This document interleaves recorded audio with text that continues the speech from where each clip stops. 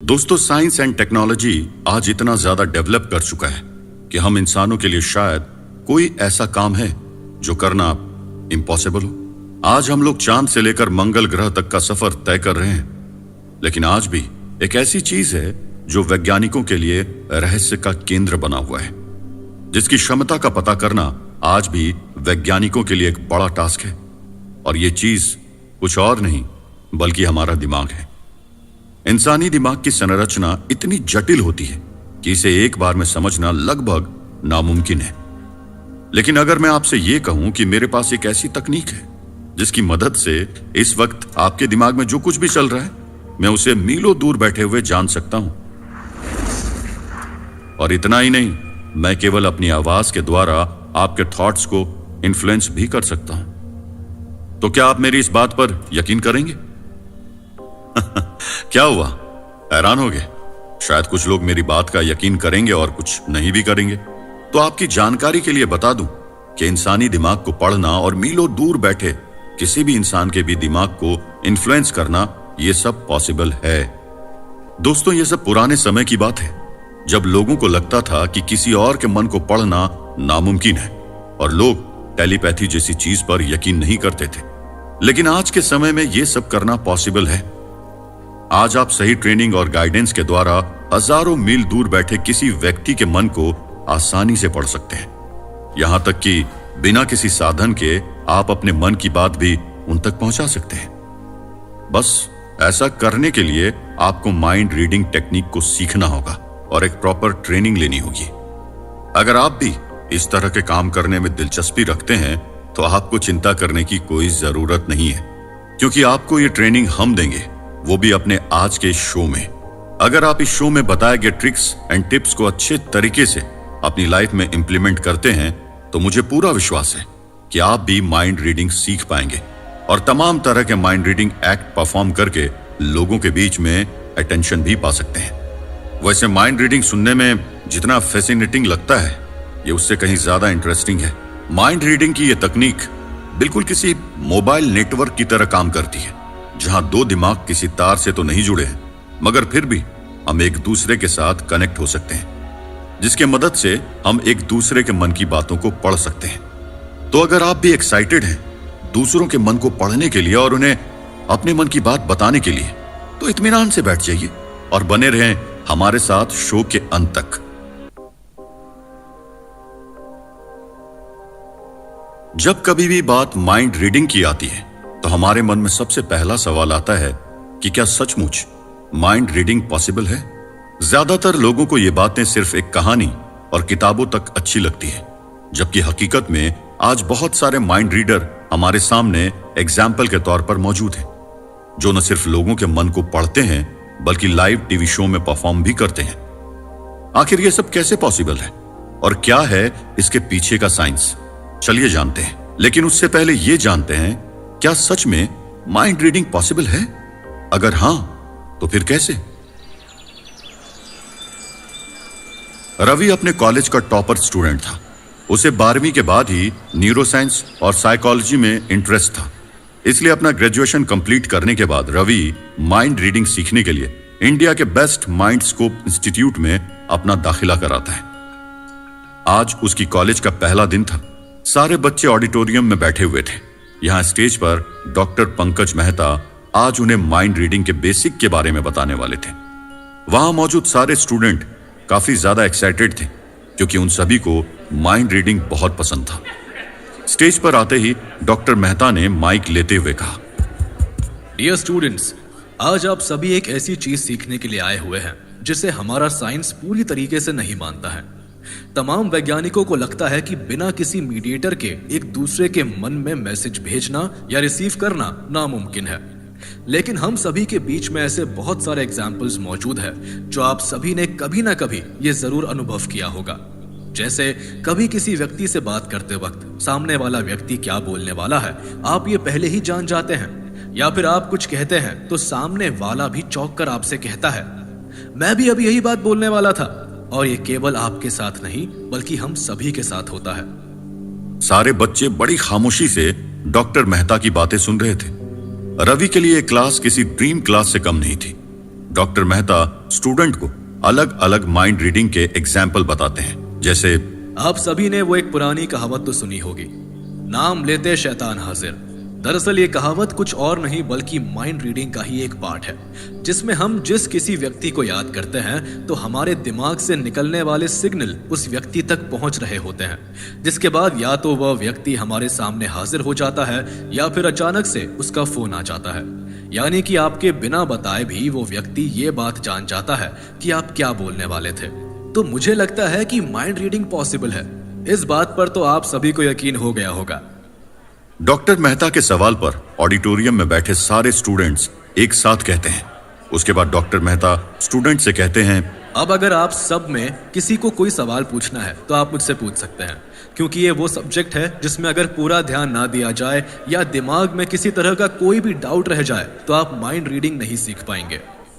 Doctor Mehta के सवाल पर स्टूडेंट के बीच में से एक लड़का खड़ा होकर सवाल पूछता है। हेलो सर, नमस्ते। मेरा नाम अभी है।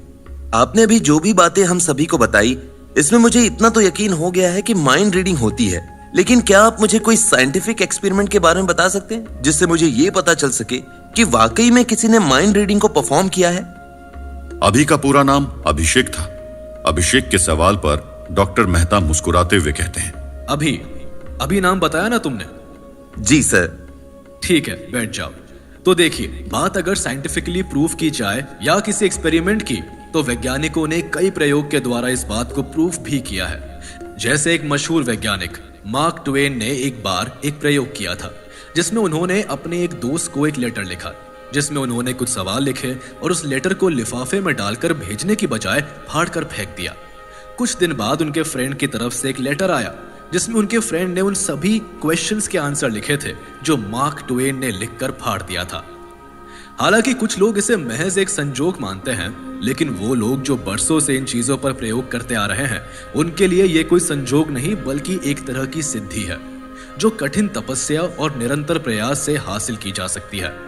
आप लोगों ने मशहूर माइंड रीडर सुहानी के बारे में तो सुना ही होगा, जो कि इंडिया की फेमस माइंड रीडर सेलिब्रिटी है। अगर आपने देखा हो तो आज वो बड़े बड़े शोज और इवेंट्स में भी माइंड रीडिंग परफॉर्म करती है, जहां वो रैंडम ऑडियंस में से किसी व्यक्ति को बुलाती है और उसके मन में चल रहे थॉट्स को आसानी से पढ़कर बता देती है। इतना ही नहीं, वो लोगों को उनके बचपन के बारे में, यहाँ तक उनके बचपन में हुई किसी इंसिडेंट के बारे में भी बताती है। वैसे तो माइंड रीडिंग का कोई भी वैज्ञानिक एविडेंस अवेलेबल नहीं है जो ये साबित कर दे कि माइंड रीडिंग पॉसिबल है, लेकिन फिर भी कुछ ऐसे लोग हैं जिनके परफॉर्मेंस के जरिए ये प्रूफ होता है कि माइंड रीडिंग पॉसिबल है। डॉक्टर मेहता का ये लेक्चर करीब 3 घंटे तक चलता रहा, जिसमें उन्होंने माइंड रीडिंग के अलग अलग एग्जाम्पल्स के द्वारा स्टूडेंट को यह प्रूफ किया कि माइंड रीडिंग होता है। कॉलेज का पहला दिन और माइंड रीडिंग के सही साबित होने की खुशी में रवि आज बहुत खुश था, क्योंकि अब वो एक ऐसी चीज सीखने वाला था जिसके लिए वो बरसों से तैयारी कर रहा था। कॉलेज कैंपस में घूमते हुए रवि को डॉक्टर मेहता दिखाई देते हैं, जो साइकोलॉजिस्ट और माइंड रीडर भी हैं। डॉक्टर मेहता को देखकर रवि के मन में ख्याल आता है कि क्यों ना डॉक्टर मेहता से कुछ एक्स्ट्रा क्लासेस की बात भी कर ली जाए, ताकि जहां सारे बच्चे 6 महीने में या साल भर में माइंड रीडिंग सीखते हैं, वहीं मैं कम समय में सीख लूं। अपनी इसी उम्मीद के साथ रवि डॉक्टर मेहता के पास जाता है और उनसे कहता है, एक्सक्यूज मी सर, क्या मुझे आपका केवल 5 मिनट मिल सकता है? मुझे आपसे एक जरूरी बात करनी है। हाँ जरूर, बताओ ना क्या हो गया। सर, मैंने अभी अभी एडमिशन लिया है और मैं आपसे एक्स्ट्रा क्लासेस लेना चाहता हूँ। रवि की एक्स्ट्रा क्लास की बात सुन के डॉक्टर मेहता हंसते हुए कहते हैं, क्या कहा तुमने? Extra class? बेटा, ये कोई 10वीं या 12वीं का कोई सब्जेक्ट नहीं है जिसके लिए तुम एक्स्ट्रा क्लास लेना चाहते हो। ये माइंड रीडिंग है जिससे तुम्हें प्रैक्टिस करनी होगी। डॉक्टर मेहता की बात सुनकर रवि उन्हें धन्यवाद करके वहां से चला जाता है। दोस्तों, रवि की तरह अगर आपको भी ऐसा ही लगता है कि इस एक्स्ट्रा क्लासेस लेकर एक ही बार में सीख लिया जाए, तो आप गलत हैं। माइंड रीडिंग सीखने के लिए आपको लगातार प्रैक्टिस करनी होगी। वो पुरानी कहावत तो आपने सुनी ही होगी ना, प्रैक्टिस मेक मैन परफेक्ट। तो बस अपने मन से इन ख्यालों को निकाल दीजिए कि आप केवल इस एक शो के जरिए पूरी प्रैक्टिकल माइंड रीडिंग को सीख जाएंगे, क्योंकि इस शो में हम आपको केवल माइंड रीडिंग कैसे करते हैं ये बताएंगे। लेकिन ये केवल सुनकर सिखाने वाली चीज नहीं है, बल्कि प्रैक्टिस करने वाली चीज है। इसलिए जितना ज्यादा प्रैक्टिस करेंगे उतनी ही परफेक्ट आप बनते जाएंगे। तो ये तो बात होगी कि आखिर माइंड रीडिंग क्या है, क्या ये सच में पॉसिबल है? और मेरे ख्याल से आपको भी इस बात पर यकीन हो गया होगा। तो चलिए फिर बिना वक्त गवाए माइंड रीडिंग कैसे करते हैं ये सीखते हैं नेक्स्ट एपिसोड में।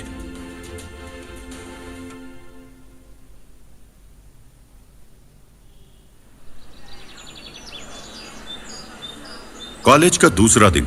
रवि सुबह जल्दी तैयार होकर अपना टिफिन लेकर कॉलेज के लिए निकल जाता है।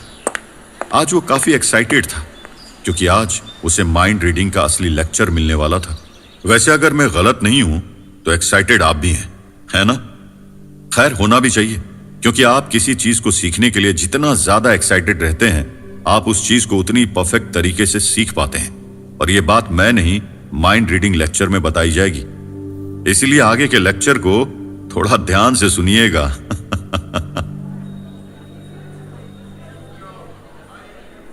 सारे बच्चे ऑडिटोरियम में इकट्ठा हो चुके थे और सबको इंतजार था तो डॉक्टर मेहता का। काफी देर इंतजार करने के बाद ऑडिटोरियम का दरवाजा खुलता है और डॉक्टर मेहता एक नई एनर्जी के साथ स्टेज पर आते हैं।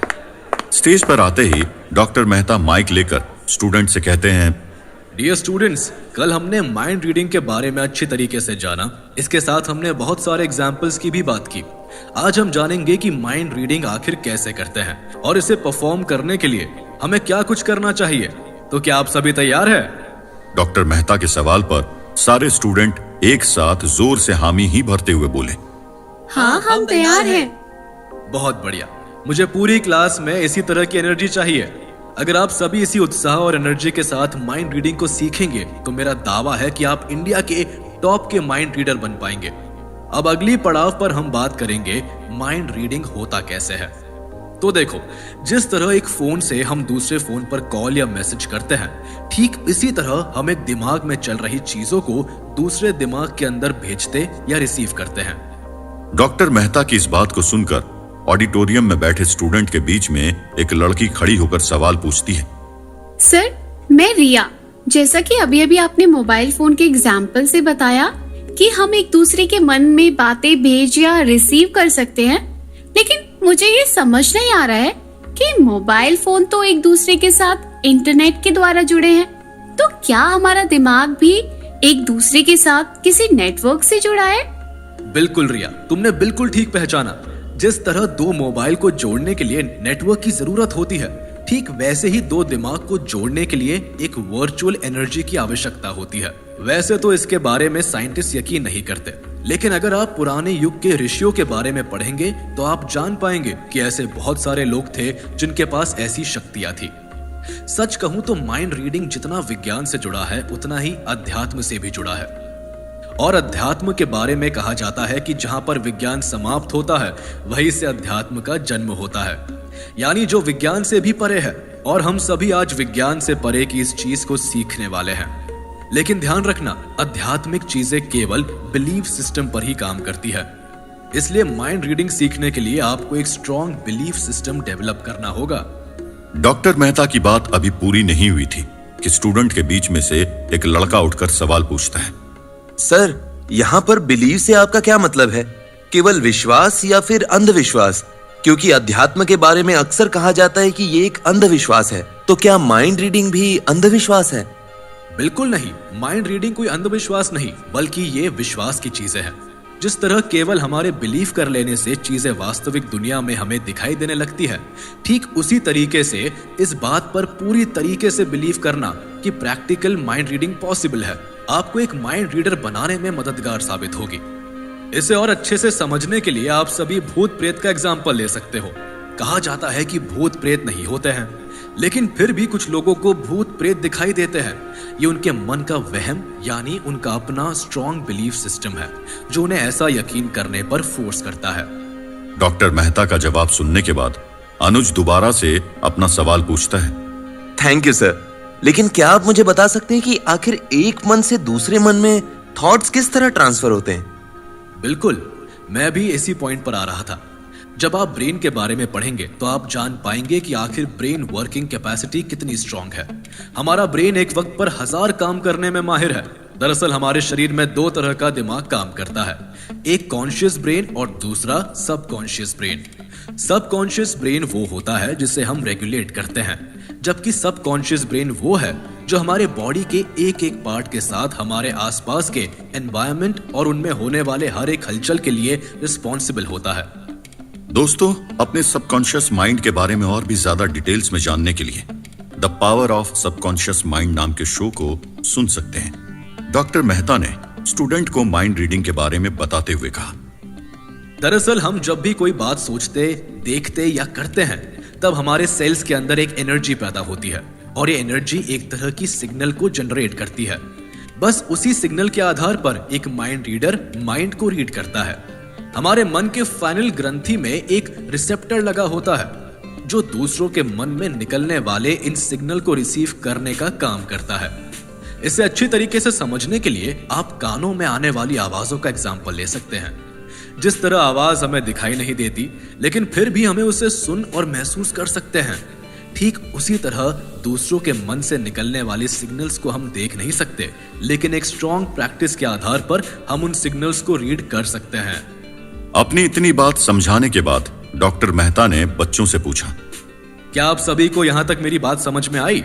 अगर किसी को कुछ पूछना है तो आप मुझसे पूछ सकते हैं। स्टूडेंट के बीच में कई हाथ खड़े थे, जिनमें एक हाथ रवि का भी था। रवि को देखते ही डॉक्टर मेहता उसे पहचान गए और उसे खड़ा होकर सवाल पूछने के लिए कहते हैं। सर, जैसा आपने बताया था कि इन सिग्नल को हम नहीं देख सकते, बस केवल महसूस कर सकते हैं, तो क्या आप बता सकते हैं कि इन सिग्नल को आखिर कैसे महसूस किया जा सकता है? यानी हम कैसे पहचानेंगे कि ये सिग्नल किसी के दिमाग से निकला हुआ है, और तो और उसे रीड कैसे करेंगे?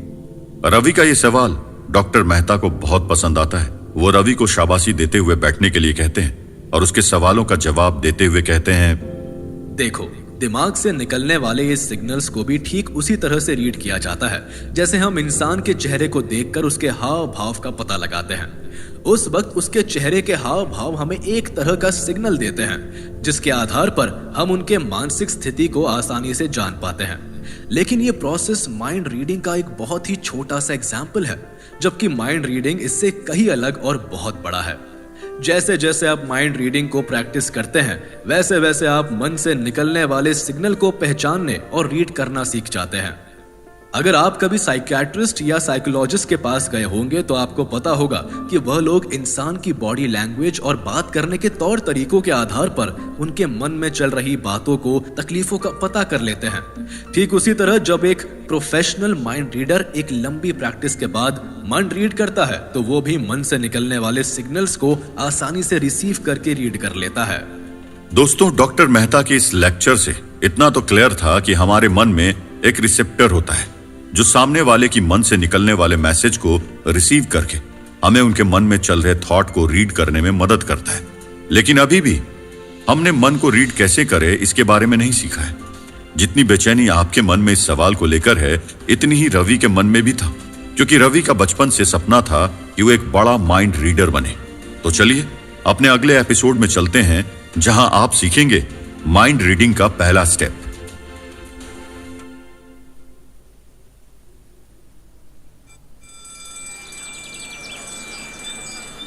रवि की माइंड रीडिंग क्लास रोजाना चल रही थी और रवि को इस क्लास में बहुत मजा भी आ रहा था। माइंड रीडिंग के डिफरेंट लॉज एंड एक्सपेरिमेंट के बारे में पढ़ने के बाद फाइनली वो दिन आ गया था जिसका रवि के साथ इंस्टीट्यूट के सारे स्टूडेंट्स को बेसब्री से इंतजार था। आज सभी स्टूडेंट पूरी तैयारी के साथ इंस्टीट्यूट आए हुए थे, क्योंकि आज उन्हें माइंड रीडिंग का पहला स्टेप सीखने को मिलने वाला था। कहते हैं ना, जब हम कुछ नया सीखने वाले होते हैं तो हमारे अंदर एक अलग सी एनर्जी होती है, यानी हम उन चीजों को सीखने के लिए बहुत ज्यादा एक्साइटेड होते हैं। यही हाल उन सभी स्टूडेंट्स का था। ऑडिटोरियम में सारे स्टूडेंट आपस में ढेर सारी बातें कर रहे थे।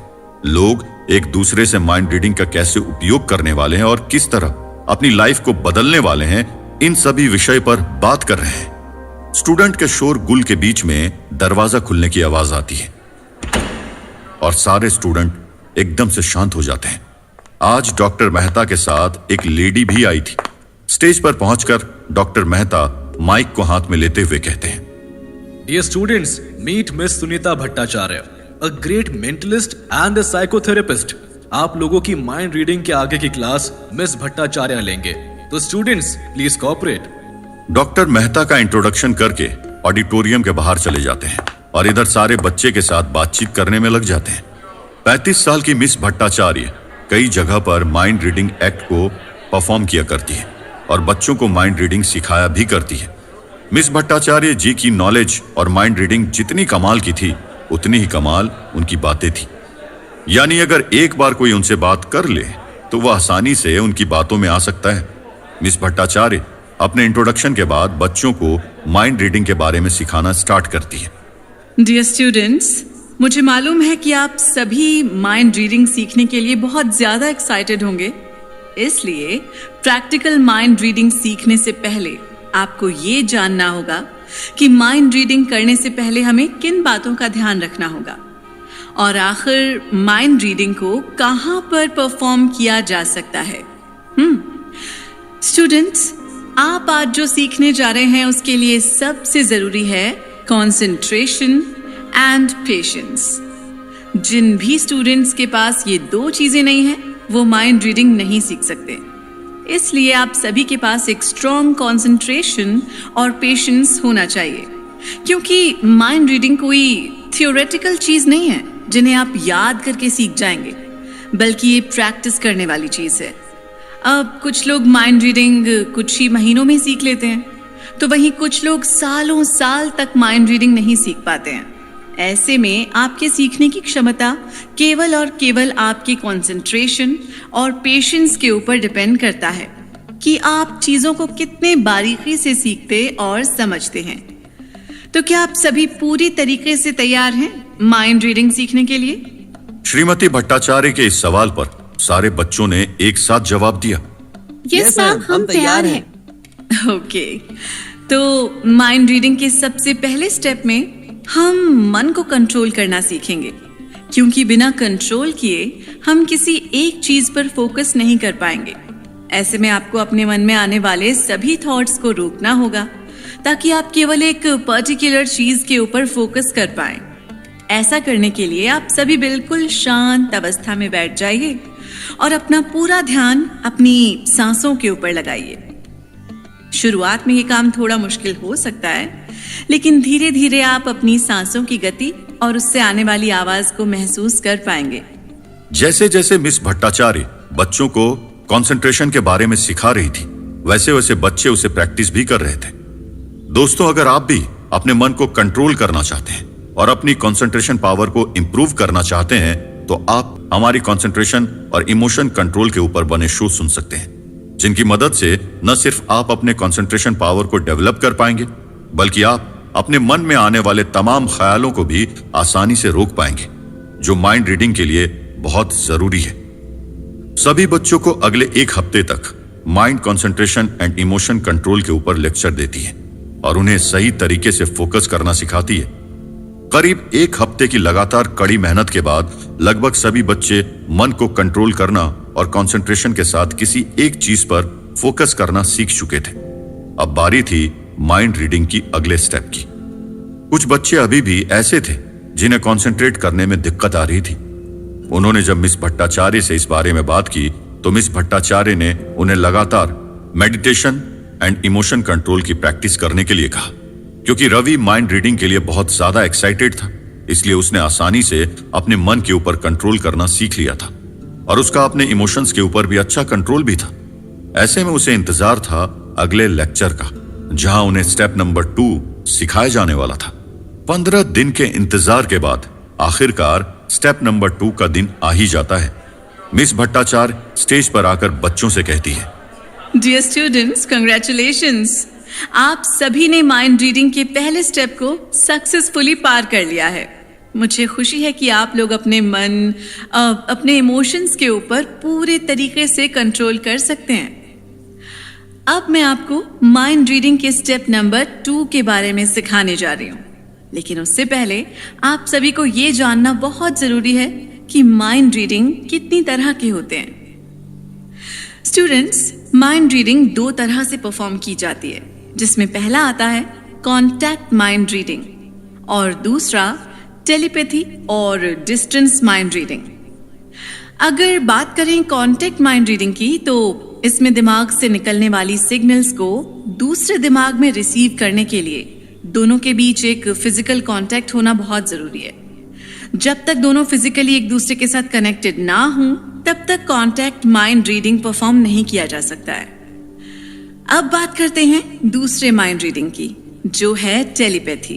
तो टेलीपैथी एक वो तकनीक है जिसके द्वारा हम वर्चुअली एक दूसरे के साथ कनेक्ट हो सकते हैं और एक दूसरे के मन से निकलने वाले सिग्नल्स को रिसीव या भेज सकते हैं। टेलीपैथी में भी 2 तरह की माइंड रीडिंग होती हैं, जिसमें पहला है वायर टेलीपैथी और दूसरा वायरलेस टेलीपैथी, जहां एक तरफ कॉन्टेक्ट माइंड रीडिंग एक कमरे के अंदर परफॉर्म किया जाता है, वहीं डिस्टेंस माइंड रीडिंग या टेलीपैथी मीलों दूर बैठे व्यक्ति के साथ भी परफॉर्म किया जा सकता है।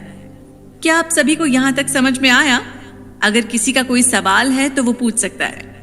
मिस भट्टाचार्य की इतना कहने पर स्टूडेंट के बीच से एक लड़की खड़ी होकर सवाल पूछती है। मेरा नाम दिव्या है और मुझे जानना है कि इन दोनों तरह के माइंड रीडिंग में कौन सा ज्यादा आसान है। लाइक कॉन्टेक्ट रीडिंग करना आसान है या टेलीपैथी ज्यादा आसान है? देखो, आसान तो कोई भी माइंड रीडिंग नहीं है। दोनों में हमें हार्ड वर्क एंड प्रैक्टिस करनी होती है। हाँ, लेकिन बात एनर्जी की जाए तो टेलीपैथी को परफॉर्म करने के लिए रीडर को काफी एनर्जी लगानी होती है, जिसमें वो पहले अपने थॉट्स को सामने वाले के मन में भेजता और फिर उसके थॉट्स को रिसीव करता है। ये पूरा process give and take mechanism पर काम करता है और ये प्रोसेस काफी थका देने वाला भी होता है, जबकि कॉन्टेक्ट माइंड रीडिंग में बहुत कम एनर्जी की जरूरत होती है। Okay, thank you ma'am. Next question. मेरा नाम अरुण है। मुझे बस इतना जानना है कि जैसे किसी भी काम को करने के लिए एक प्रॉपर प्रोसेस होता है, यानी स्टेप बाय स्टेप हमें उस काम को करना पड़ता है, ठीक उसी तरह माइंड रीडिंग को कितने स्टेप में कंप्लीट किया जाता है? That's a good question Arun. देखो, माइंड रीडिंग भी स्टेप में कंप्लीट होता है, जिसमें सबसे पहले स्टेप में रीडर अपने थॉट्स को सामने वाले ट्रांसमीटर के मन में भेजता है, यानी कि एक मैसेज सिस्टम वर्क करता है जिसमें ट्रांसमीटर थॉट को रिसीव करता है। दूसरे स्टेप में प्रोसेसिंग होती है, यानी कि सामने वाला व्यक्ति रिसीव किए गए थॉट्स के अकॉर्डिंग प्रोसेस करना शुरू करता है और उसके बाद सबसे आखिरी में आउटपुट होता है, जिसमें रिसीवर रिसीव किए गए मैसेज के अकॉर्डिंग रिजल्ट प्रोड्यूस करता है। ये सारी प्रोसेस हमारी बॉडी के नर्वस सिस्टम की तरह ही काम करती है। जैसे जब आप अपने हाथ को मोड़ना चाहते हैं, तब आपका दिमाग आपके हाथों की नसों में एक मैसेज भेजता है।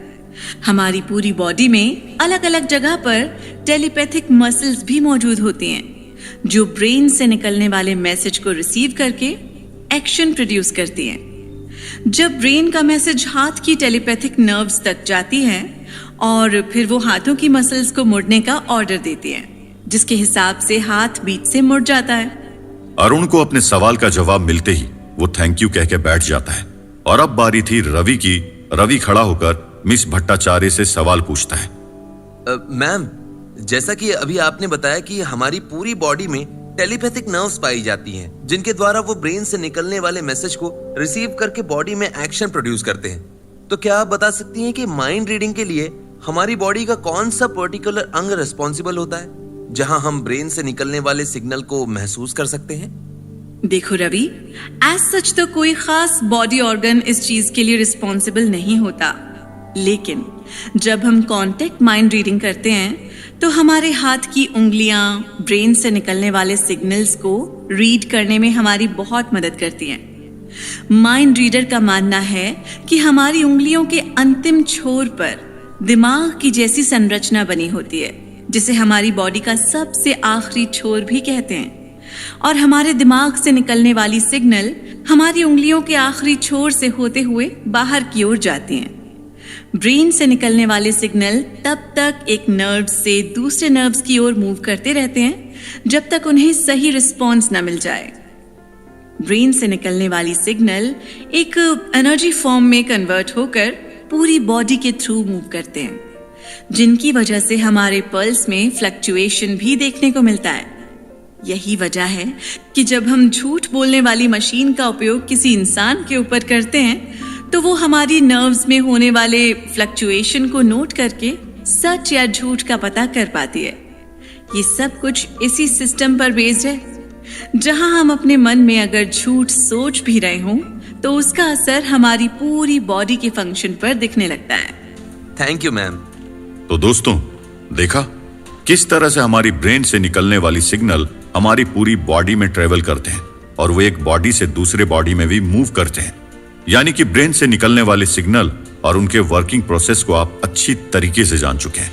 और इतना ही नहीं, आप ये भी जान चुके हैं कि माइंड रीडिंग परफॉर्म करने के लिए आपको किन बेसिक चीजों की जरूरत पड़ने वाली है। तो बस बिना वक्त गवाए चलिए चलते हैं अपने अगले एपिसोड में, जहां हम सीखेंगे माइंड रीडिंग की बेसिक एक्सरसाइज, जहां से माइंड रीडिंग स्टार्ट होता है।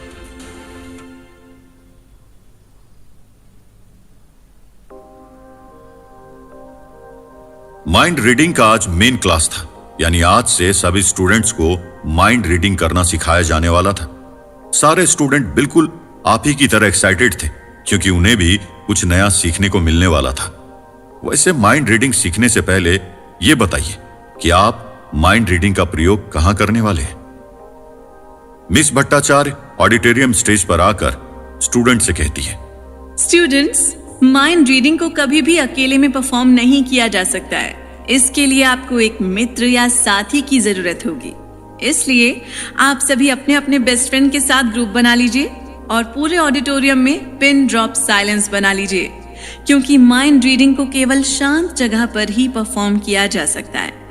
जरा सी भी डिस्टरबेंस आपके मन को डाइवर्ट कर सकती है, और अगर आप अपने माइंड को डाइवर्ट करते हैं तो आप करेक्ट माइंड रीडिंग नहीं कर पाएंगे। जैसा कि मिस भट्टाचार्य ने बताया, सारे स्टूडेंट अपने अपने बेस्ट फ्रेंड के साथ ग्रुप बनाकर बैठ जाते हैं।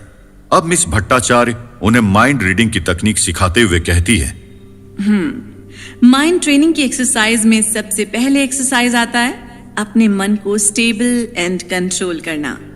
उम्मीद करती हूँ कि डॉक्टर मेहता ने आप सभी को मन कंसंट्रेट करना सिखा दिया होगा।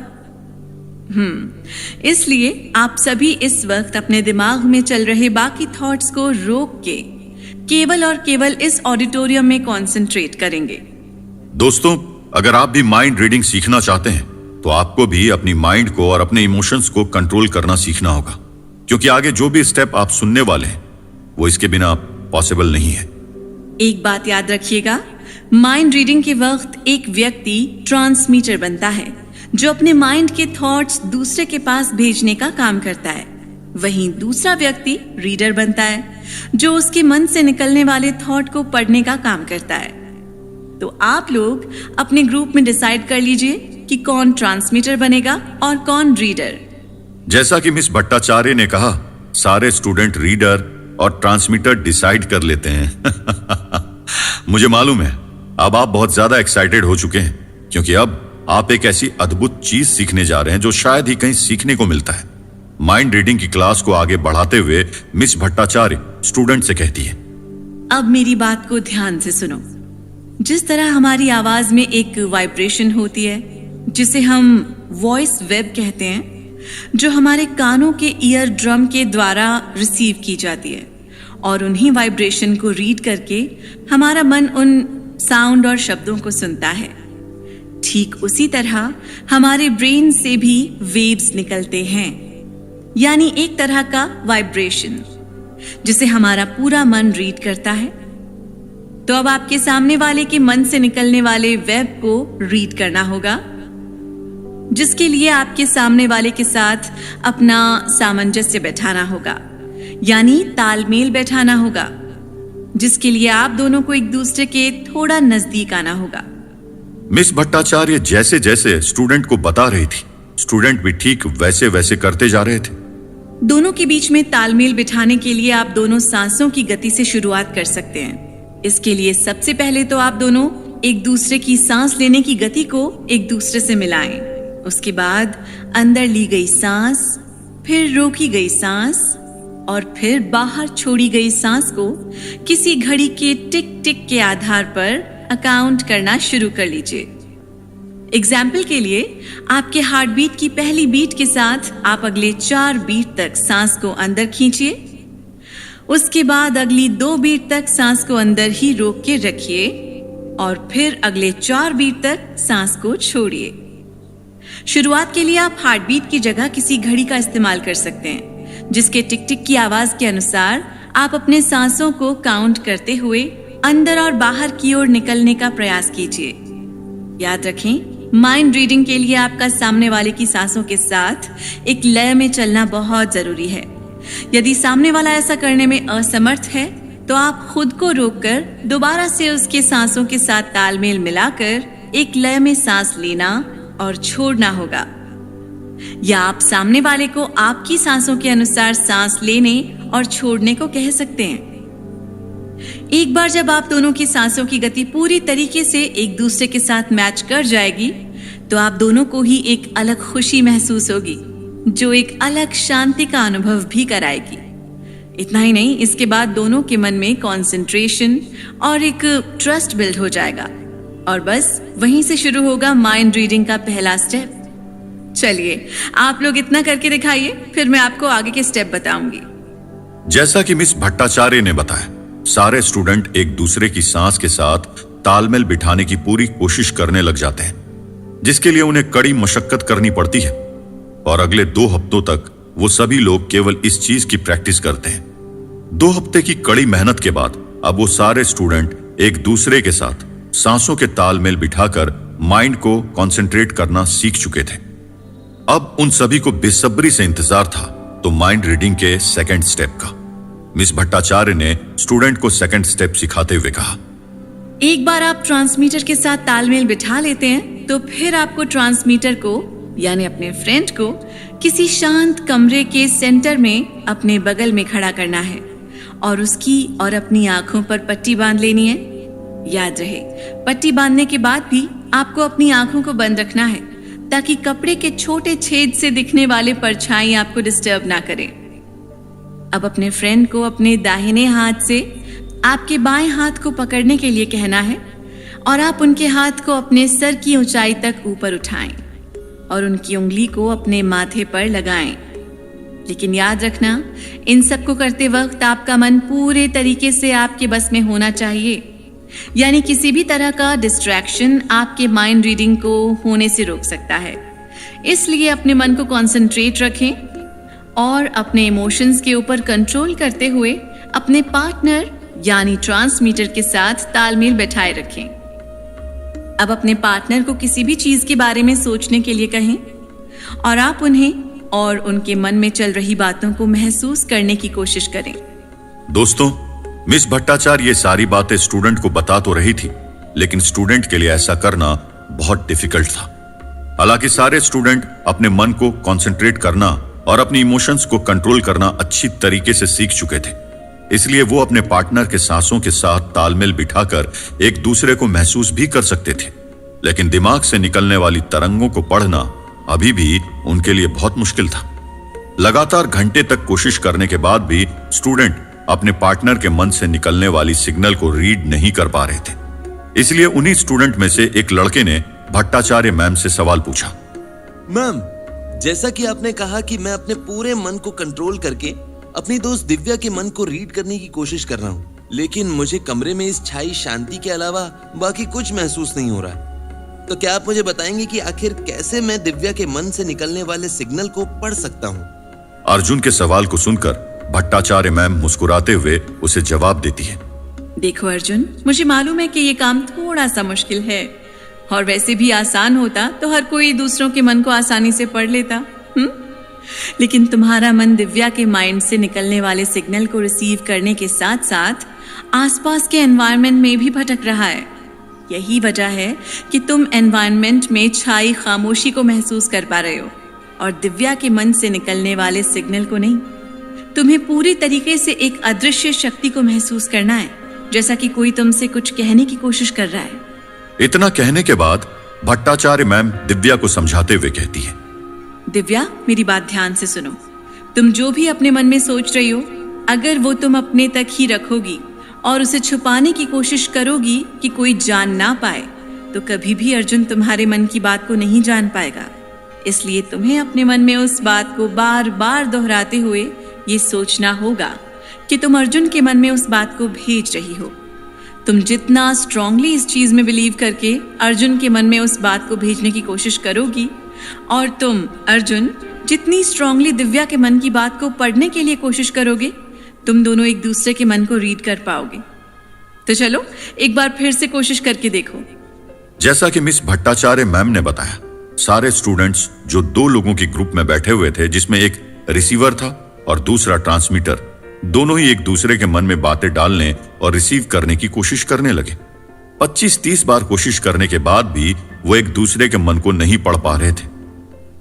ऐसे में सारे स्टूडेंट होपलेस होने स्टार्ट हो गए। जब ये बात मिस भट्टाचार्य को पता चली तो उन्होंने स्टूडेंट को समझाते हुए कहा, डियर स्टूडेंट्स, मैंने आप सभी से पहले ही कहा था कि माइंड रीडिंग बहुत ही पेशेंस का काम है। इसे जल्दबाजी में नहीं किया जा सकता है। आज की क्लास में सिर्फ इतना ही। कल की क्लास में मैं तुम्हें कुछ ऐसी ट्रिक्स बताऊंगी जिसकी मदद से तुम आसानी से एक दूसरे के मन से निकलने वाले सिग्नल को पहचान पाओगे। तो दोस्तों, माइंड रीडिंग के पहले स्टेप को तो आप सीख चुके हैं और अब बारी है दूसरे के मन से निकलने वाले सिग्नल को पहचानने की। तो चलिए अगली क्लास में और जानते हैं कि मिस भट्टाचार्य ने कौन से ऐसे टिप्स बताएं जिनकी वजह से स्टूडेंट के लिए माइंड रीडिंग में सिग्नल को पहचानना आसान हो गया। जानेंगे इस बात को अपने अगले एपिसोड में।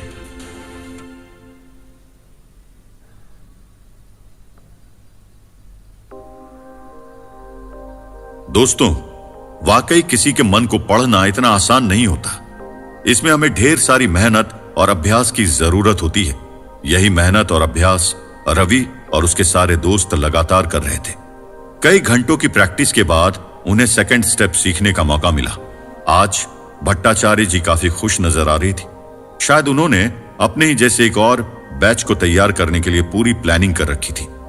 भट्टाचार्य जी ने आज बच्चों से इंटरेक्शन करते वक्त कहा, डियर स्टूडेंट्स, आज की क्लास आप सभी की लाइफ बदलने वाली है, क्योंकि माइंड रीडिंग का दूसरा स्टेप आपको अपने सामने वाले पार्टनर को महसूस करने में मदद करने वाला है।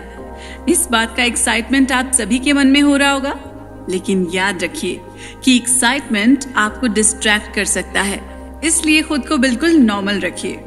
सारे बच्चे दोबारा से अपने ग्रुप के साथ खड़े हो जाते हैं और पिछले क्लास के अनुसार एक दूसरे के साथ तालमेल बिठाकर उन्हें महसूस करने की कोशिश शुरू कर देते हैं। जब सारे बच्चे गहन सोच में डूबे हुए थे, तब मिस भट्टाचार्य उनसे कहती है, जैसा कि आप अपने पार्टनर की सांसों को, उनकी मौजूदगी को महसूस कर पा रहे हैं, आप अगर गौर से ध्यान दें तो एक आवाज आपके दिमाग के अंदर घूमती हुई नजर आएगी, और जब आप अपना पूरा ध्यान उस आवाज के ऊपर लगाएंगे तो धीरे धीरे वो आवाज और भी ज्यादा स्पष्ट होती जाएगी। हो सकता है स्टार्टिंग में आपको 4-5 आवाज एक साथ सुनाई दे। इसके पीछे आपका ट्रांसमीटर यानी आपका दोस्त है, क्योंकि वो अपने दिमाग में एक नहीं बल्कि 4-5 मैसेज भेजने की कोशिश कर रहा होगा।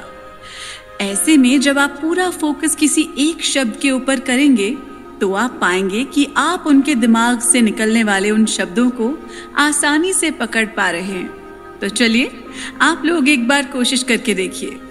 दोस्तों, ये नियम बिल्कुल मेडिटेशन की तरह ही काम करता है, जहां हम अपना ध्यान अपनी सांसों के ऊपर केंद्रित करते हैं और उसके बाद, जैसे ही अध्यात्म में कहा जाता है कि एक बार अगर आप ईश्वर के ऊपर ध्यान केंद्रित कर देते हैं तो आप उनके दर्शन भी कर सकते हैं। यही नियम यहां पर भी लागू था। सारे स्टूडेंट मिस भट्टाचार्य के बताए अनुसार अपने पार्टनर के मन से निकलने वाले सिग्नल के ऊपर फोकस करते हैं। कुछ प्रयासों के बाद 1-2 स्टूडेंट ने सही शब्द प्रिडिक्ट करना स्टार्ट कर दिया था।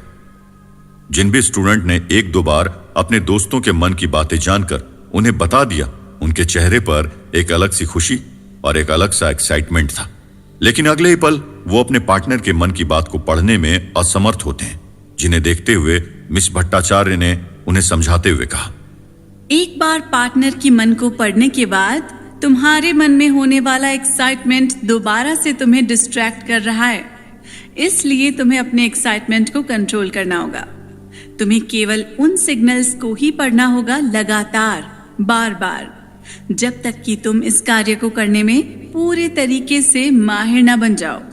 सारे दोस्त लगातार कोशिश करते रहते हैं और धीरे धीरे वो सभी एक दूसरे की मन की बात पढ़ना सीख जाते हैं। यानी कि अब वो सभी अपने पार्टनर, जिसे हम ट्रांसमीटर कहते हैं, उनके मन से निकलने वाले सिग्नल को लगभग 70% तक पढ़ पा रहे थे। इसके बाद जाहिर सी बात थी कि वो और भी ज्यादा एनर्जी के साथ इस चीज को परफॉर्म करना स्टार्ट कर दिए थे।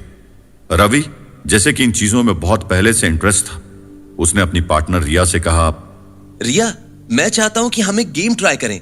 मुझे नहीं पता कि हम इस गेम में सफल होंगे या फेल, लेकिन मैं चाहता हूं कि मैं इस गेम को तुम्हारे साथ परफॉर्म करूं। रवि के मुंह से गेम की बात सुनकर रिया उसे थोड़ी हैरानी से पूछती है, तुम किस गेम की बात कर रहे हो रवि?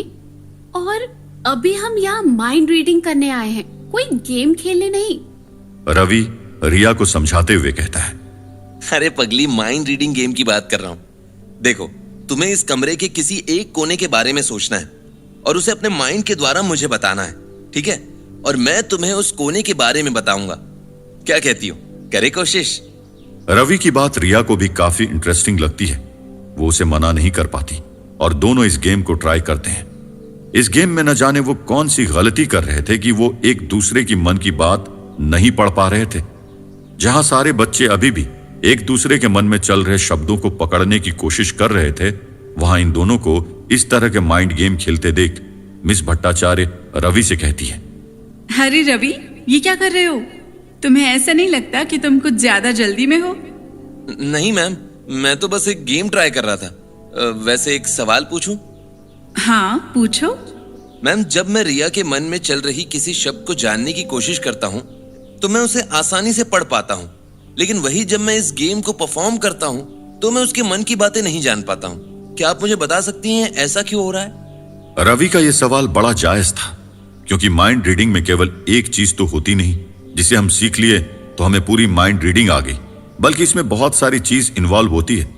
रवि ने सवाल पूछ ही लिया था तो जवाब तो देना बनता था, इसलिए मिस भट्टाचार्य सभी स्टूडेंट को समझाते हुए कहती है, देखिए, आप सभी ने अभी केवल सिंपल माइंड रीडिंग सीखा है, यानी सामने वाले के मन में आने वाले शब्द को ही पकड़ सकते हैं। उनके मन में चल रही लंबे सेंटेंस और लंबी बातों को पढ़ने के लिए आपको और भी ज्यादा प्रैक्टिस करने की जरूरत होगी। लेकिन उससे पहले मैं आप सभी को माइंड रीडिंग के बारे में कुछ बताना चाहती हूँ। बच्चों, माइंड रीडिंग एक नहीं बल्कि दो तरह से होती है, जिसमें पहला है कॉन्टैक्ट माइंड रीडिंग, जिसमें हम अपने ट्रांसमीटर को टच करके उसके मन की बातें जानते हैं, और दूसरा है टेलीपैथी, जिसमें हम अपने पार्टनर को बिना टच किए उसके मन की सारी बातें जान पाते हैं। मिस भट्टाचार्य की बात सुनकर सभी स्टूडेंट हैरान थे। तभी अभिषेक ने मिस भट्टाचार्य जी से कहा, मैम, टेलीपैथी सुनने में कितना फैसिनेटिंग लग रहा है। हम उसे कैसे सीख सकते हैं? सब्र और प्रैक्टिस से। जब तक तुम सभी कॉन्टैक्ट माइंड रीडिंग में पूरी तरीके से परफेक्ट नहीं बन जाते, तुम्हारे लिए टेलीपैथी करना बहुत मुश्किल होगा। और टेलीपैथी सीखने के लिए तुम्हारे अंदर सब्र का होना बहुत जरूरी है, जो अभी तुम सभी के अंदर ना के बराबर है। अब क्या तुम सभी को पता है कि टेलीपैथी की मदद से तुम लोग किसी भी इंसान से मीलों दूर बैठे भी उसके मन की बातें जान सकते हो? यानी बिना किसी फोन कॉल या फिजिकल कनेक्शन के भी तुम सभी अपने मन की बातें किसी और के मन में भेज सकते हो या उनके मन की बातें पढ़ सकते हो। हालांकि विज्ञान इन बातों पर यकीन नहीं करता है, लेकिन माइंड रीडिंग करने वाले लोग इस तरह के एक्ट पब्लिकली भी परफॉर्म करते हैं। मिस भट्टाचार्य की बात खत्म होने के बाद स्टूडेंट लगातार एक के बाद एक सवाल पूछना शुरू करते थे, जिसमें सबसे पहला सवाल दिव्या का था। मैम, मुझे लगता है कि हम सभी कॉन्टैक्ट माइंड रीडिंग का एक हिस्सा सीख चुके हैं और अब तो मैं आसानी से किसी के मन में चल रहे शब्दों को पढ़ भी पा रही हूँ। तो क्या आप हमें आगे के स्टेप आज अभी सिखा सकती हैं? नहीं, अगले एक हफ्ते तक तुम्हें केवल इन चीजों की प्रैक्टिस करते रहनी है। उसके बाद ही मैं तुम्हें अगली चीज सिखाऊंगी। तो जब अगले हफ्ते हम मिलेंगे तो हम माइंड रीडिंग के कुछ सिंपल एक्ट के बारे में सीखेंगे, जिन्हें आप लोग पब्लिकली परफॉर्म भी कर सकते हैं। तो दोस्तों, माइंड रीडिंग करना तो लगभग आप सीख चुके हैं, लेकिन जब तक आप इसे प्रैक्टिस नहीं करेंगे आप किसी के मन को रीड नहीं कर सकते हैं। तो चलिए अपने अगले एपिसोड में चलते हैं और सीखते हैं माइंड रीडिंग के कुछ सिंपल से एक्ट को, जिन्हें आप पब्लिकली परफॉर्म करके अपने दोस्तों, घर वालों को शॉक कर सकते हैं।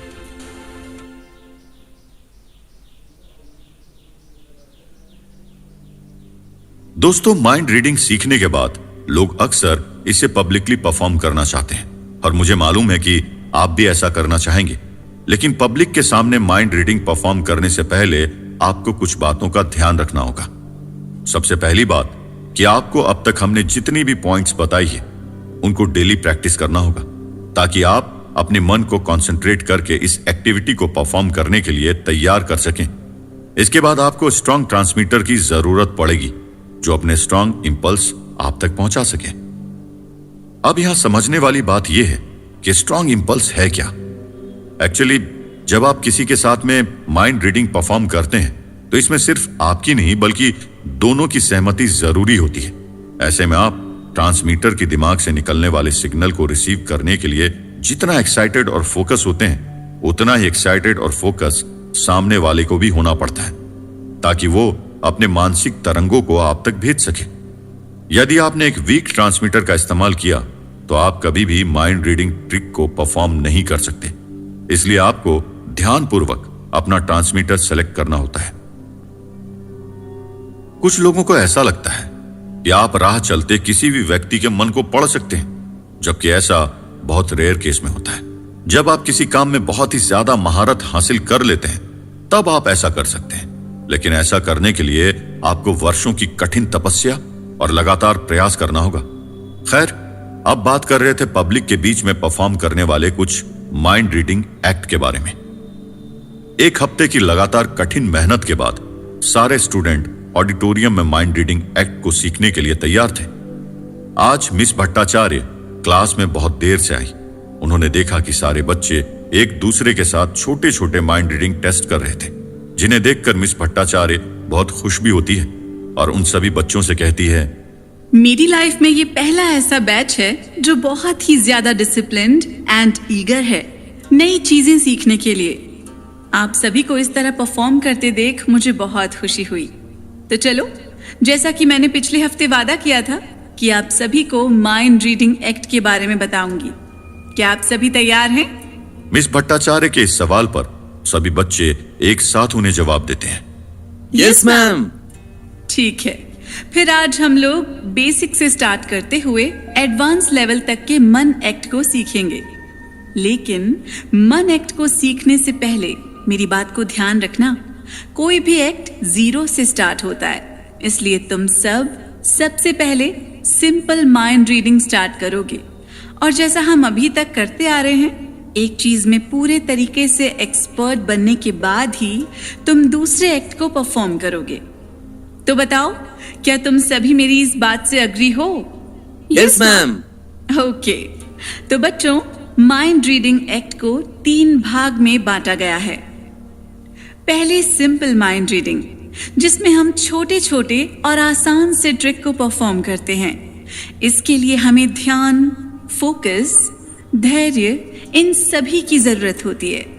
जैसे कमरे में पड़े किसी सामान को ढूंढना, दिशा का पता करना, किसी व्यक्ति को ढूंढना आदि।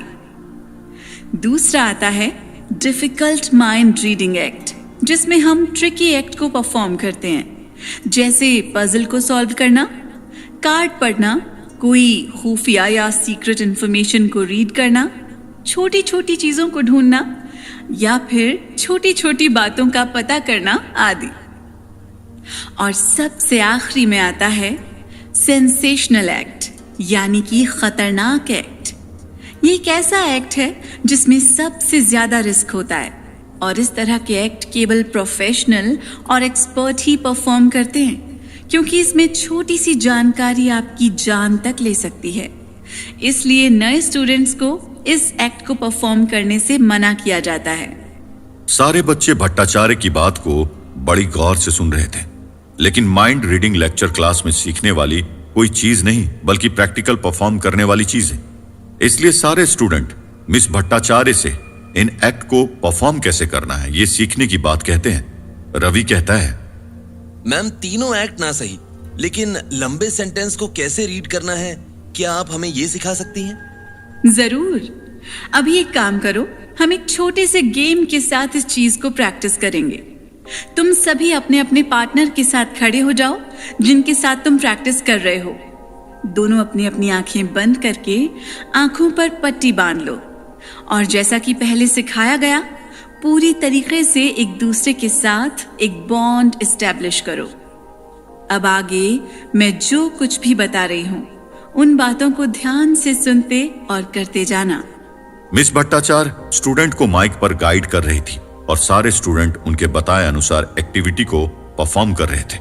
चलो तो जितने भी रिसेप्टर हैं इमेजिन करें कि ट्रांसमीटर की उंगलियों से एक सिग्नल तुम्हारे दिमाग के अंदर आ रहा है और जितने भी ट्रांसमीटर हैं यानी कि जो मैसेज भेज रहे हैं वो ये इमेजिन करें कि वो अपने मन में चल रही बातों को एक सिग्नल के माध्यम से उंगलियों से होते हुए रिसेप्टर के मन में डाल रहे हैं। अब जितने भी ट्रांसमीटर हैं वो सभी कमरे के किसी एक कोने के बारे में सोचें और उस कोने की दिशा को ध्यान में रखते हुए रिसीवर के मन में इस बात को भेजने की कोशिश कीजिए। रिसीवर, आप अपनी बॉडी के साथ मन में होने वाली हलचल को महसूस कीजिएगा। जैसे ही एक बार आप दोनों का माइंड अच्छे तरीके से एक दूसरे के साथ जुड़ जाएगा, रिसीवर को महसूस होगा कि उसका शरीर खुद ब खुद ट्रांसमीटर के बताए गए दिशा की ओर बढ़ रहा है। इन सब में ट्रांसमीटर को लगातार जोर जोर से अपने मन में चल रहे थॉट को रिसीवर की ओर भेजना होगा। लगभग थोड़ी देर कोशिश करने के बाद कुछ रिसीवर एक दिशा की ओर बढ़ रहे थे, लेकिन ऐसा करते हुए बहुतों के मन में एक सवाल था कि कहीं वो गलत दिशा में तो नहीं जा रहे। इसी सोच के कारण बार बार उनकी आंखें खुल जा रही थी और उनका एक दूसरे के साथ कनेक्शन टूट जा रहा था। इन सब से परेशान होकर रवि मिस भट्टाचार्य से पूछता है, मैम जब भी मैं रिया के मन में चल रही दिशा की तरफ बढ़ता हूँ तो मेरे मन में बहुत सारे थॉट्स आते हैं कि कहीं मैं गलत दिशा में तो नहीं बढ़ रहा हूँ। ऐसे में मैं सही डायरेक्शन को डिसाइड नहीं कर पा रहा हूँ। प्लीज मुझे बताइए ना, मुझे क्या करना चाहिए?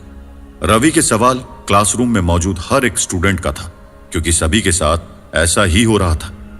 उन सभी ने भी मिस भट्टाचार्य को सेम सवाल पूछा, जिनका जवाब देते हुए मिस भट्टाचार्य बोली, देखा, पहली बार कि तुम लोग एक दूसरे के मन को पढ़ पा रहे हो, ये अपने आप में बहुत बड़ी उपलब्धि है। और दूसरी बात को बढ़ाने से पहले तुम्हें अपने मन में पैदा होने वाले उस भार को महसूस करना है जो पैर रखने से पहले तुम्हारे दिमाग में बढ़ने लगता होगा। देखो, जब तुम गलत दिशा में पैर बढ़ाओगे तो न सिर्फ तुम्हारे बल्कि ट्रांसमीटर के भी दिमाग पर ज्यादा जोर पड़ेगा और तुम्हें लगेगा कि तुम गलत दिशा में पैर रख रहे हो। इसलिए तुम जमीन पर पैर को गोल गोल घुमाते हुए हर एक दिशा को चेक करोगे। जिस दिशा में पैर रखते वक्त तुम दोनों के मन में शांति और खुशी महसूस होगी, वो दिशा सही होगी। मिस भट्टाचार्य की बात से स्टूडेंट की सबसे बड़ी प्रॉब्लम सॉल्व हो गई थी, यानी कि आपको सही और गलत फैसले को अपने दिमाग में होने वाले चेंज के अनुसार पता कर सकते थे। सारे स्टूडेंट ने मिस भट्टाचार्य के द्वारा बताए गए इसी नियम का पालन किया और वो सभी सही डायरेक्शन पहचान पा रहे थे। सब बहुत ज्यादा खुश थे क्योंकि अब वो दूसरे के मन के अनुसार सही डायरेक्शन, सही चीज का पता कर पा रहे थे। लेकिन उन सभी स्टूडेंट को ये नहीं पता था कि धीरे धीरे उनकी ये ट्रेनिंग और भी ज्यादा डिफिकल्ट होने वाली है। उम्मीद करते हैं माइंड रीडिंग की ये ट्रेनिंग आपको भी बहुत पसंद आई होगी। तो चलिए अपने अगले एपिसोड में कुछ और भी डिफिकल्ट माइंड रीडिंग एक्ट को सीखते हैं।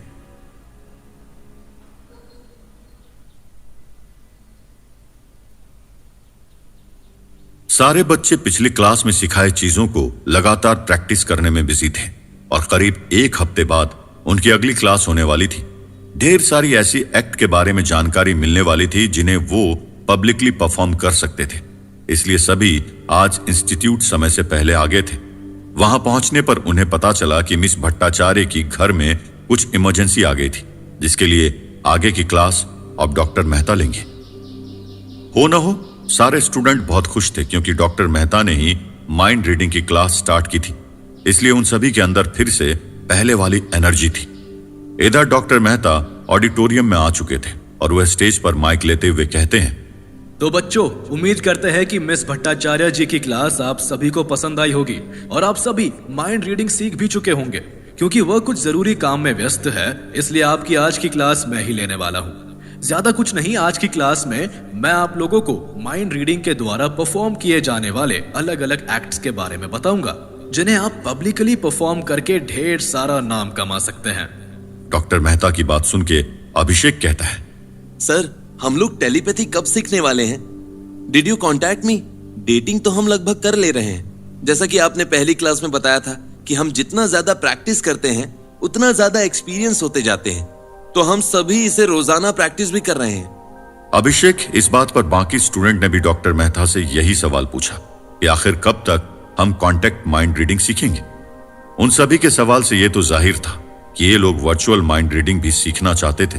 तो फिर आप भी वर्चुअल माइंड रीडिंग सीखना चाहते हैं तो सुनना मत भूलिएगा हमारा अगला एपिसोड, जिसमें हम आपको वर्चुअल माइंड रीडिंग करना सिखाएंगे। तो चलिए चलते हैं हम अपनी आज की क्लास की ओर।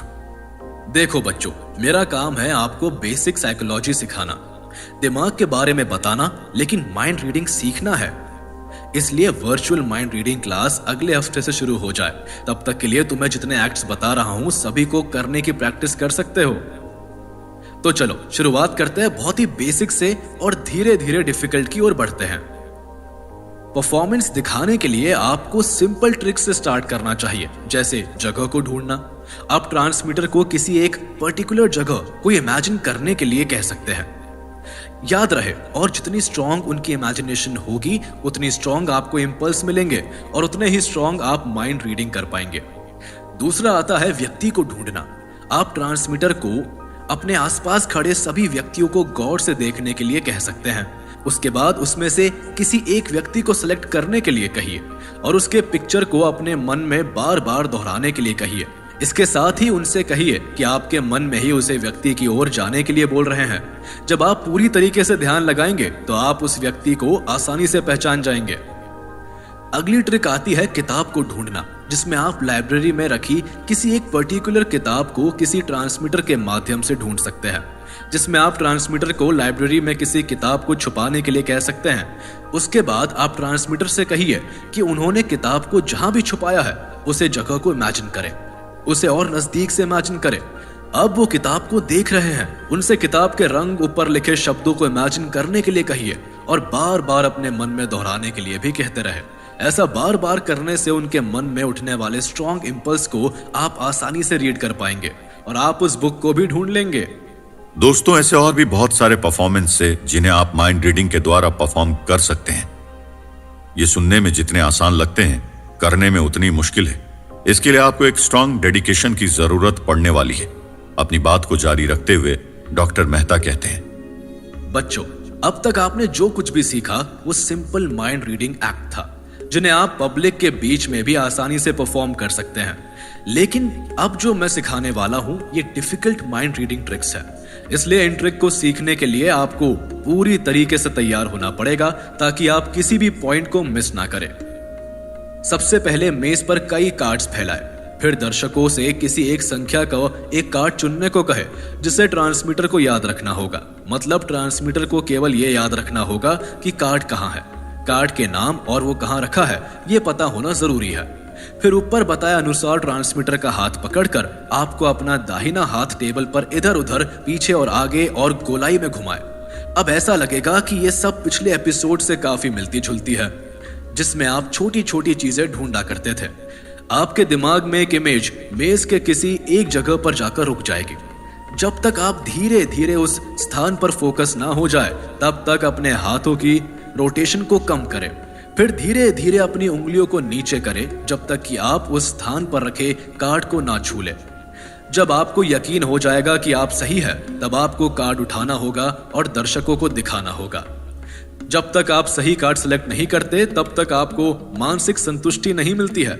जैसे ही आप सही कार्ड ठीक करेंगे आप दोनों एक अलग सा हैप्पीनेस महसूस करेंगे।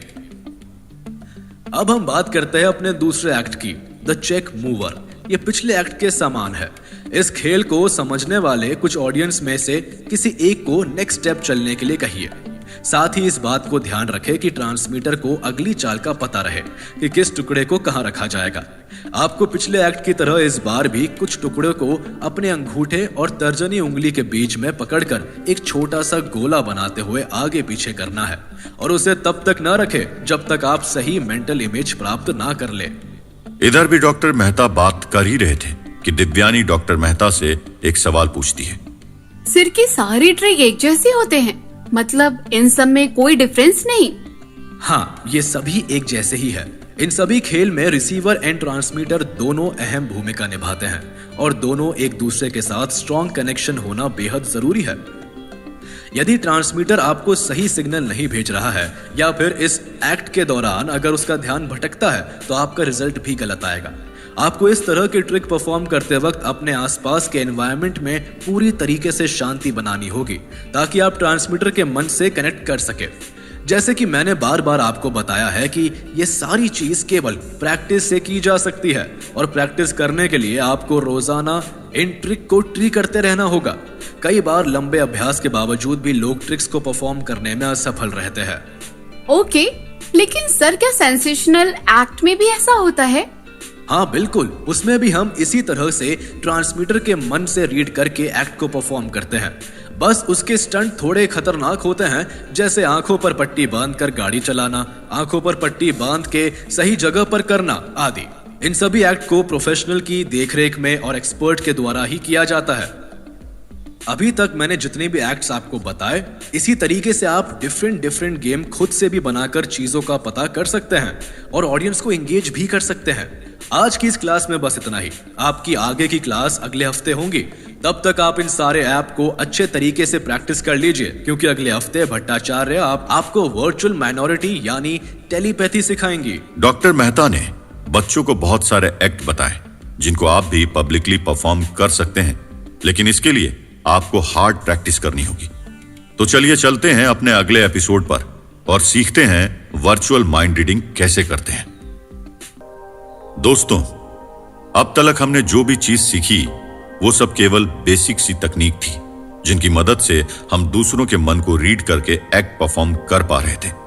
इन सभी एक्ट के पीछे कहीं ना कहीं हमारी नर्वस सिस्टम और उनसे निकलने वाले सिग्नल रिस्पॉन्सिबल है।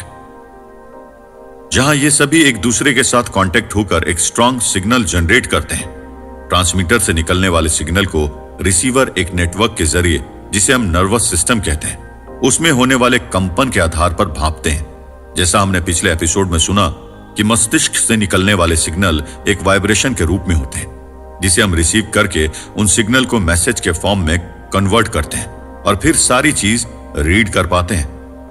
सारे बच्चे अगले हफ्ते वर्चुअल टेलीपैथी सीखने के लिए क्लास में इकट्ठे हो चुके थे और इस बार फिर से क्लास ले रही थी मिस भट्टाचार्य जी। क्लास की शुरुआत बेसिक बातों से करती है।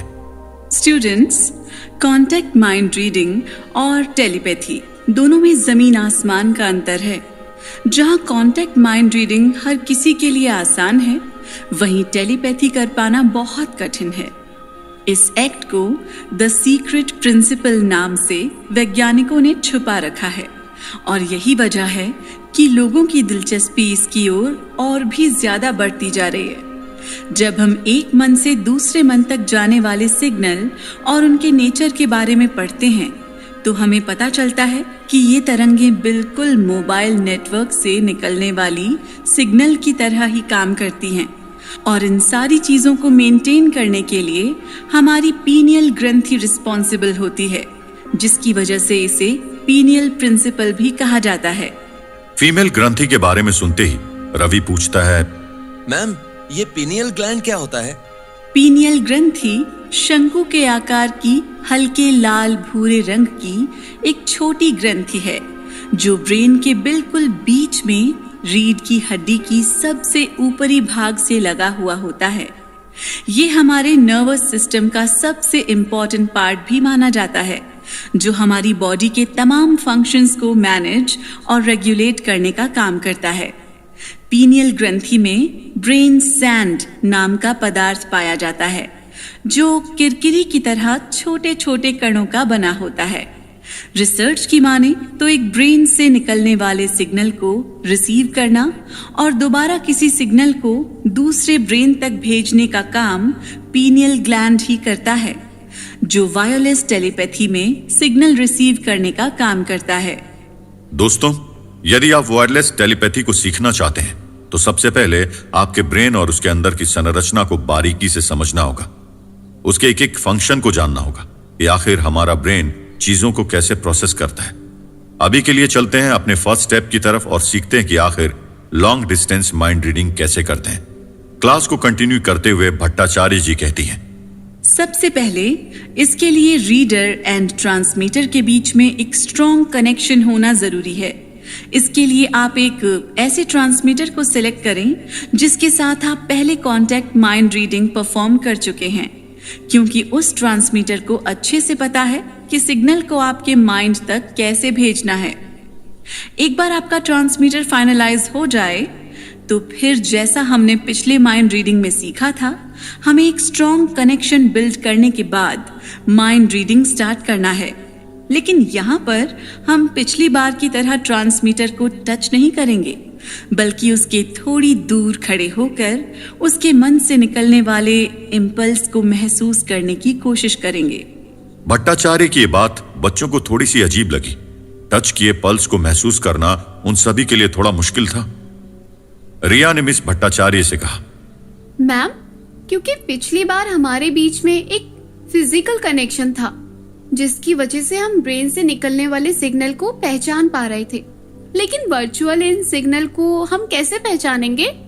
रिया के सवाल पर मिस भट्टाचार्य मुस्कुराते हुए जवाब देती हैं, देखो रिया, जिस तरह पिछली बार तुम्हें वो इम्पल्स महसूस हो रहे थे, ठीक उसी तरह तुम्हें इस बार भी ध्यान केंद्रित करना है और अपने ट्रांसमीटर से कहना है कि वो भी तुम्हें स्ट्रॉन्ग इम्पल्स भेजें।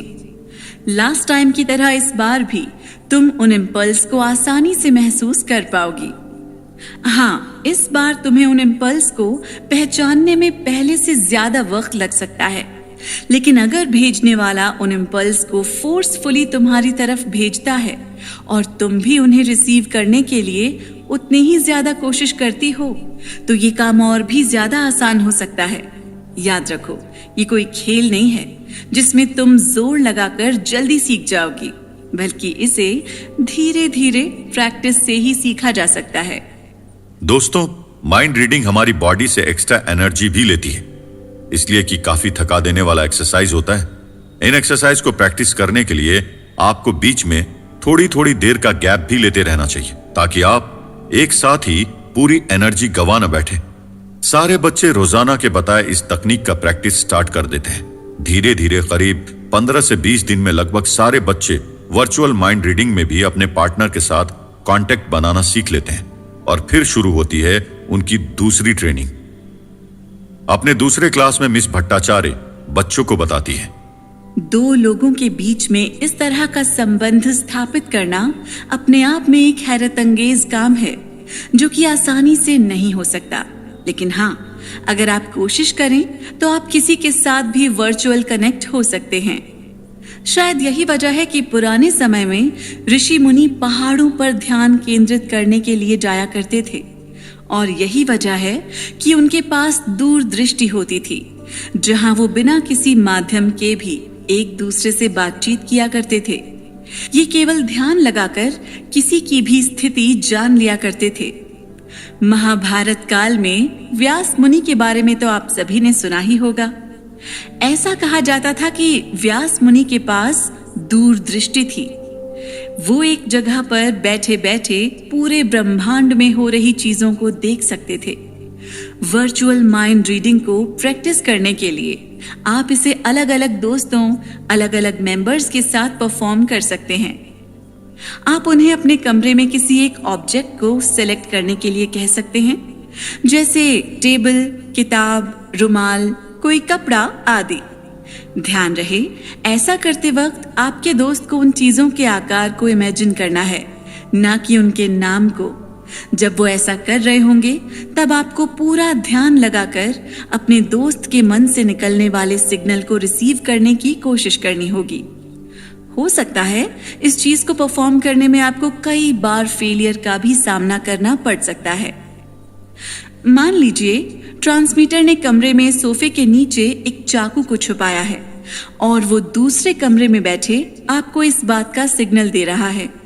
ऐसी सिचुएशन में जब आप कमरे के अंदर जैसे ही एंटर करेंगे और आपका ट्रांसमीटर आपको एक स्ट्रॉन्ग मैसेज भेज रहा है, तो सबसे पहले कमरे में जाते ही आपको चाकू की इमेज दिखाई देगी और फिर उसके बाद जैसे जैसे आप सोफे के पास जाएंगे, आपको सोफे पर रखा तकिया और फिर उसके बाद तकिए के नीचे चाकू होने की इमेज भी दिखाई देगी। आपको अपने मन में बन रहे उन इमेज को फॉलो करना है, लेकिन इमेज को फॉलो करने से पहले आपको ट्रांसमीटर को ये बात बतानी होगी कि वो खुद भी ये इमेजिन करते जाएं कि वो कमरे के अंदर जा रहे हैं, फिर धीरे धीरे सोफे की तरफ जा रहे हैं और फिर वो उस तकिए को हटा रहे हैं, ताकि जैसे जैसे इन सारी चीजों का इमेज ट्रांसमीटर के दिमाग पर बनेगा, वैसे वैसे आप उन इमेज को रिसीव कर पाएंगे। धीरे धीरे ये कनेक्शन और भी ज्यादा स्ट्रॉन्ग बनते जाता है और आप धीरे धीरे इस चीज में भी महारत हासिल कर लेते हैं। अपनी लगातार कोशिश के दम पर कुछ देर बाद आप उन सारे ऑब्जेक्ट्स को आसानी से पहचान पाएंगे जिस चीज के बारे में आपका फ्रेंड या ट्रांसमीटर सोच रहा होगा। आपको इस तरह के एक्सरसाइज करते रहने होंगे ताकि आप वर्चुअल माइंड रीडिंग को किसी भी वीक ट्रांसमीटर के साथ भी परफॉर्म कर सकें। एक बार जब आप ऑब्जेक्ट को ढूंढने में सफल हो जाएं, यानी कि जब आप ट्रांसमीटर के द्वारा इमेजिन किए जाने वाले ऑब्जेक्ट को आसानी से विजुअलाइज करके पहचानना सीख जाएं, तब आपको दूसरे एक्ट की ओर बढ़ना चाहिए, यानी अपने दूसरे एक्ट को परफॉर्म करना चाहिए। तो अगले 1 महीने तक आप सभी इस चीज की प्रैक्टिस करेंगे और अपनी वर्चुअल माइंड रीडिंग स्किल्स को इम्प्रूव करेंगे। तो दोस्तों, उम्मीद करते हैं आपको भी वर्चुअल माइंड रीडिंग कैसे करना है इस बात की पूरी इंफॉर्मेशन मिल चुकी होगी। तो बस आप भी लग जाएं वर्चुअल माइंड रीडिंग की प्रैक्टिस में और स्टार्ट कीजिए अपने माइंड रीडिंग की जर्नी को। लेकिन जैसे किसी भी काम को करने के लिए कुछ रूल्स एंड रेगुलेशन होते हैं, ठीक इसी तरह वर्चुअल माइंड रीडिंग करते वक्त आपको कुछ बातों का ध्यान रखना चाहिए ताकि आप अपनी लाइफ को रिस्क में न डालें। क्या है वो रूल्स एंड रेगुलेशन, जानेंगे हम अगले एपिसोड में। दोस्तों, जिस तरह किसी भी काम को करने के लिए एक नियम कानून होता है, यानी टर्म्स कंडीशंस बने होते हैं, ठीक उसी तरह माइंड रीडिंग के लिए भी कुछ टर्म कंडीशन है जिन्हें हमें फॉलो करना होता है। कहते हैं जब तक पूरी तरीके से सारे रूल्स को फॉलो करके काम न किया जाए तब तक परिणाम वो नहीं मिलता जो हमें चाहिए होता है। तो अगर आप भी परफेक्ट माइंड रीडिंग करना चाहते हैं और आप चाहते हैं कि आपकी माइंड रीडिंग 100% एक्यूरेट हो, तो नीचे बताए गए सारे रूल्स को ध्यान से समझ लीजिएगा। तो चलिए एक एक करके जान लेते हैं कि वो कौन कौन से रूल्स एंड रेगुलेशंस हैं जिनका आपको माइंड रीडिंग करते वक्त ध्यान रखना है। बात करें सबसे पहले रूल की, तो आपको अब तक हमने ढेर सारे एक्ट के बारे में बताया। आपको उन सभी एक्ट को मनोरंजन के लिए एक ही रात में परफॉर्म करने की कोशिश नहीं करनी चाहिए। बात करें दूसरे रूल की, तो कुछ एक्ट उसमें ऐसे भी हैं जिन्हें स्पेसिफिक टाइम और जगह पर ही परफॉर्म किया जा सकता है। अगर उन्हें उन जगहों पर परफॉर्म न किया जाए तो रिजल्ट वो नहीं आएगा जिनकी हम उम्मीद करते हैं। नेक्स्ट, हमें किसी भी एक्ट को परफॉर्म करने में जल्दबाजी नहीं दिखानी चाहिए, बल्कि पूरे इत्मीनान और ध्यान के साथ हमें अपनी परफॉर्मेंस देनी चाहिए। बहुत सारे लोग जल्दबाजी के चक्कर में खराब प्रदर्शन भी करते हैं, जिनकी वजह से लोगों की नजर में उनकी इंप्रेशन हमेशा के लिए बिगड़ जाती है। बात करें अपने अगले रूल की, तो जब कभी भी आप शारीरिक या मानसिक रूप से बहुत ज्यादा थके हो, उस वक्त आपको इन एक्ट को परफॉर्म नहीं करना चाहिए, क्योंकि ऐसी सिचुएशन में परफॉर्म करने पर आप एक परफेक्ट रिजल्ट नहीं ला पाएंगे। हमारा अगला रूल है, आपको हर एक परफॉर्मेंस के बाद थोड़ी देर का ब्रेक लेना चाहिए ताकि आप अपने मन को दोबारा से स्टेबल पोजीशन में ला सके और अपने पहले एक्ट से पूरी तरीके से डी-अटैच हो जाए। प्रत्येक एक्ट के खत्म होने के बाद हल्का मेडिटेशन जरूर से करना चाहिए, जैसे गहरी सांस लेना, ध्यान लगाना और अपनी नसों और मन में होने वाले तनाव को दूर करने की कोशिश करनी चाहिए। इसके लिए आप ठंडे पानी का भी इस्तेमाल कर सकते हैं और थोड़ा बहुत इधर उधर टहल कर भी खुद को नॉर्मल सिचुएशन में ला सकते हैं। दोस्तों, कुछ एक्ट को परफॉर्म करते वक्त आप खुद को बहुत डरा हुआ महसूस करेंगे। ऐसी सिचुएशन में खुद को नॉर्मलाइज करने के लिए आप किसी खुले जगह में जा सकते हैं या फिर कोई अपना पसंदीदा गाना, पसंदीदा जोक सुन सकते हैं। हमारा अगला रूल है कि शुरुआत के दिनों में आपको शायद एक्ट को परफॉर्म करते वक्त ज्यादा एफर्ट डालने पड़ सकते हैं, जिसकी वजह से आपको मानसिक तनाव जैसी समस्या भी हो सकती है। इन सभी से उबरने के लिए आपको रोजाना एक्सरसाइज, व्यायाम और मेडिटेशन को भी करते रहना चाहिए। नेक्स्ट रूल है, कुछ लोग स्वभाव से बेहद चंचल और एग्रेसिव भी होते हैं। उन्हें किसी भी चीज का परिणाम तुरंत चाहिए होता है। यदि आप भी ऐसी व्यक्तियों में से हैं, तो आपकी जानकारी के लिए बता दूं कि माइंड रीडिंग केवल धैर्य के साथ ही सीखा जा सकता है। ऐसे में यदि आप जल्दबाजी में परिणाम हासिल करना चाहते हैं, तो स्वाभाविक है कुछ दिन बाद आप हताश होकर बैठ जाएंगे और सही से माइंड रीडिंग नहीं सीख पाएंगे। आप जिस भी एक्ट को सीख रहे हैं, आपको उन्हें लगातार प्रैक्टिस करना होगा, क्योंकि कई बार हमें लगता है कि हम जो चीज सीख लिए हैं दोबारा उसे नहीं भूलेंगे, मगर माइंड रीडिंग के केस में ऐसा बिल्कुल भी नहीं होता है। अगर आप इसे डेली प्रैक्टिस नहीं करते हैं, तो समय के साथ आप इसे भूल भी जाएंगे या शायद आप लोगों के साथ अपना स्ट्रॉन्ग कनेक्शन बनाने की कैपेसिटी को खो देंगे। नेक्स्ट रूल है, कभी भी माइंड रीडिंग सीखने के लिए हमेशा शांत वातावरण को ही चुनना चाहिए, जहां आपको किसी भी तरह का डिस्टरबेंस ना हो। ऐसी जगह सीखने के लिए सबसे बेहतर होती है। तो दोस्तों, ये तो बातें हो गई आपके लिए कि आपको माइंड रीडिंग सीखने के लिए क्या कुछ करना चाहिए। अब बात करते हैं ट्रांसमीटर के लिए, यानी आपका पार्टनर जिसके साथ आप माइंड रीडिंग परफॉर्म करने वाले। जिस तरह आपके लिए कुछ रूल रेगुलेशंस हैं, ठीक उसी तरह आपके पार्टनर के लिए भी रूल्स हैं, जिन्हें उन्हें भी फॉलो करना चाहिए, क्योंकि आपको पता है माइंड रीडिंग में दोनों पार्टिसिपेंट्स की वैल्यू इक्वल होती है, इसलिए किसी एक की गलती दोनों पर भारी पड़ सकती है। तो चलिए फिर जानते हैं ट्रांसमीटर को क्या कुछ करना चाहिए।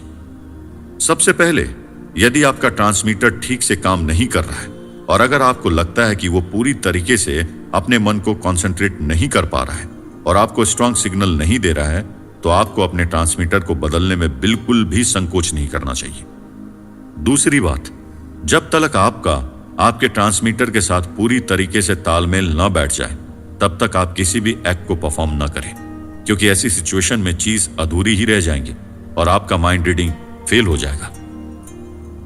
रूल नंबर 3, जब कभी भी आपका ट्रांसमीटर आपको वीक सिग्नल भेजता है, तो आपको उसे डांटने या बेइज्जत करने की कोई जरूरत नहीं है, बल्कि आप उसे यह कह सकते हैं कि इस वक्त उसके अंदर से वीक सिग्नल प्राप्त हो रहे हैं, इसलिए आप उसके साथ माइंड रीडिंग कभी और परफॉर्म करेंगे।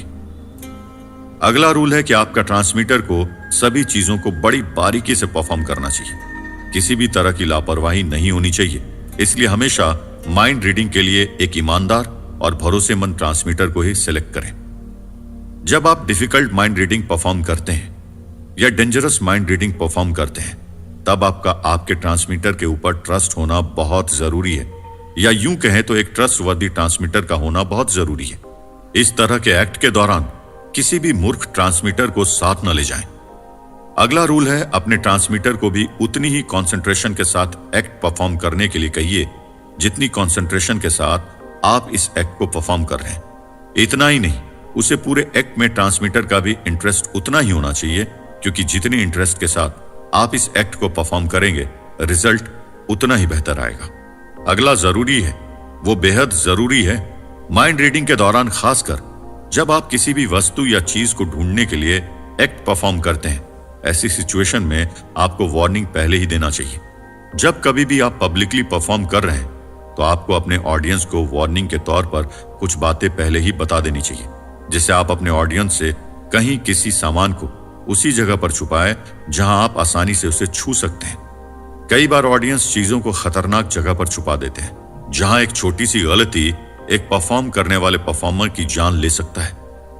जैसे अमेरिका में एक बार एक दशक में एक लिफाफे को फ्रिज के पीछे छिपा दिया गया था, जहां इलेक्ट्रिक शॉक की वजह से रीडर बुरी तरीके से जख्मी हो गया था। जब आप पब्लिकली एक्ट परफॉर्म करते हैं, तो वहां कुछ शरारती किस्म के लोग भी मौजूद होते हैं। ऐसे लोगों को सख्त हिदायत देना न भूलें कि ये एक वैज्ञानिक परीक्षण है, ना कोई सर्कस या करतब, इसलिए किसी भी तरह का मजाक पूरी तरीके से मना है।